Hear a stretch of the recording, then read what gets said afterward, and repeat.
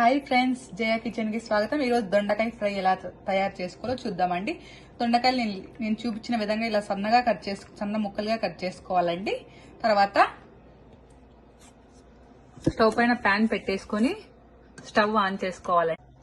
Pan heat అయ్యాక అందులో 2 table spoon oil,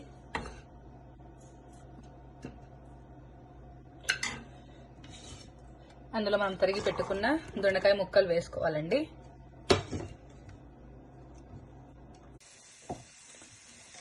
అందులోనే పావు చెంచా సాల్ట్ కూడా వేసుకోవాలండి. అందులోనే చిటికెడు పసుపు వేసుకొని ఒకసారి మిక్స్ చేసుకోవాలండి. చూసారా, ఈ విధంగా క్యాప్ పెట్టేసి ఒక 5 నిమిషాలు వదిలేయాలండి. ఓకేనా? 5 మినిట్స్ తర్వాత ఇలా క్యాప్ ఓపెన్ చేసి తీసి ఇలా ఒకసారి మిక్స్ చేసుకోవాలండి. అలా మిక్స్ చేసుకొని అందులో కచ్చా పచ్చగా దంచుకున్న వెల్లుల్లి వేసుకోవాలండి. వెల్లుల్లి వేసిన తర్వాత ఇలా ఒకసారి మిక్స్ చేసుకొని 1/2 టీ స్పూన్ ధనియాల పొడి, 1/2 టీ స్పూన్ కారం. కొంచెం స్పైసీ ఎక్కువ తినే వాళ్ళు కాస్త కొంచెం కారం ఎక్కువ వేసుకోవచ్చండి. నేను మీడియంగా వేసాను. ఇప్పుడు అది వేసి ఒకసారి బాగా మిక్స్ చేసుకోవాలండి.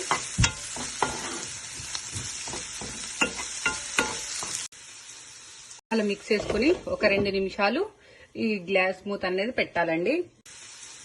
అలా మిక్స్ చేసుకుని ఒక 2 నిమిషాలు ఈ గ్లాస్ మూత అనేది పెట్టాలండి.